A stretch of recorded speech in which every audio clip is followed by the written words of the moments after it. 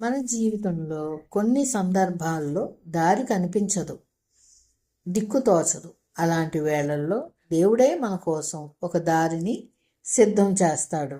చాలా ఏళ్ల క్రితం ఒక చిన్న గ్రామంలో శంకరయ్య అనే ఒక సాధారణ మనిషి ఉండేవాడు. పేరు శంకరయ్య అయినా అతని జీవితంలో మాత్రం శాంతి లేదు. వ్యవసాయం నష్టాలు, అప్పులు, కష్టాలు, కుటుంబ బాధ్యతలు. రోజురోజుకి జీవితం భారంగా మారింది. ఒకరోజు అన్నీ కోల్పోయిన శంకరయ్య గ్రామం అంచున ఉన్న పాత శివాలయానికి వెళ్ళాడు.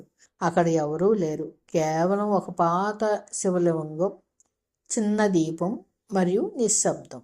శంకరయ్య శివలింగం ముందు కూర్చుని ఇలా అన్నాడు: శివయ్య, నాకేం కావాలో కూడా నాకు అర్థం కావడం లేదు. కానీ నేను తప్పుదారిలో ఉన్నానని మాత్రం తెలుసు.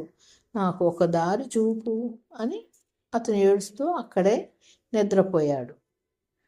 ఆ రాత్రి అతనికి ఒక కల వచ్చింది. ఒక చీకటి అడవి మధ్యలో ఒక చిన్న వెలుగు. ఆ వెలుగు వైపు నడుస్తున్న శివుడు ఒక మాట మాత్రమే అన్నాడు: నువ్వు నడవాల్సిన దారి నువ్వు భయపడుతున్న దారే. ఆ ఉదయం లేచిన శంకరయ్య ఆ మాటలు మర్చిపోలేకపోయాడు. గ్రామం విడిచి పట్టణానికి వెళ్ళి పని వెతకాలని అతను ఎప్పుడూ అనుకుంటూ ఉంటాడు. కానీ ఆ రోజు అతను భయపడుతున్న దారినే ఎంచుకున్నాడు. పట్టణంలో అవమానాలు, చిన్న పనులు, తక్కువ జీతం. చాలాసార్లు ఇది నా దారి కాదు అనిపించింది. కానీ ప్రతిసారి అతడు శివాలయంలో చెప్పిన మాట గుర్తుకు చేసుకునేవాడు: భయపడుతున్న దారే నువ్వు నడవాల్సిన దారి. కొన్ని సంవత్సరాల తర్వాత శంకరయ్యకు ఒక చిన్న అవకాశం వచ్చింది. తన నిజాయితీ వల్ల ఒక పెద్ద మనిషి అతన్ని గమనించాడు. ఆ అవకాశమే శంకరయ్య జీవితాన్ని మలుపు తిప్పింది. కాలం నెమ్మదిగా గడుస్తుంది. శంకరయ్య జీవితం కూడా అలాగే నెమ్మదిగా ముందుకు సాగుతుంది. అప్పులు ఇంకా పూర్తిగా తీరలేదు, కష్టాలు పూర్తిగా పోలేదు. కానీ ఒక విషయం మాత్రం మారింది: అతని మనసులో భయం తగ్గింది. ఇంతకుముందు ప్రతి సమస్యను చూసినప్పుడు అతని గుండె వణికేది. ఇప్పుడు మాత్రం అతను ఇలా అనుకునేవాడు: శివుడు నాకు ఒక దారి చూపించాడు, ఆ దారిలో నడవడం నా బాధ్యత. పట్టణంలో పనిచేస్తూ అతను చాలా కష్టాలు చూశాడు. కొన్ని రోజులు తిండి కూడా సరిపోలేదు. కొన్ని రోజులు అవమానాలు ఎదురయ్యాయి. అయినా ప్రతి ఉదయం అతను కళ్ళు మూసుకుని మనసులో శివుడిని స్మరించేవాడు: శివయ్య, నన్ను బలవంతుడిని చేయి. సులభమైన దారి కాదు, సరైన దారి కావాలి అని ప్రార్థించేవాడు. ఒకరోజు పనిచేసే చోట తప్పు జరిగినట్లు శంకరయ్యపై నిందపడింది. అతను చేయని తప్పుకు అతని బయటకు పంపాలని కొంతమంది అనుకున్నారు. ఆ రోజు రాత్రి శంకరయ్య చాలా బాధపడ్డాడు. శివయ్య, ఇది కూడా నీ పరీక్షేనా అని మనసులో అడిగాడు. అతని అబద్ధం చెప్పలేదు, వాదన చేయలేదు. నిశ్శబ్దంగా నిజం చెప్పి తల వంచుకుని నిలబడ్డాడు. ఆ నిశ్శబ్దమే శివుని కృపగా మారింది. కొద్ది రోజుల్లోనే నిజం బయటపడింది.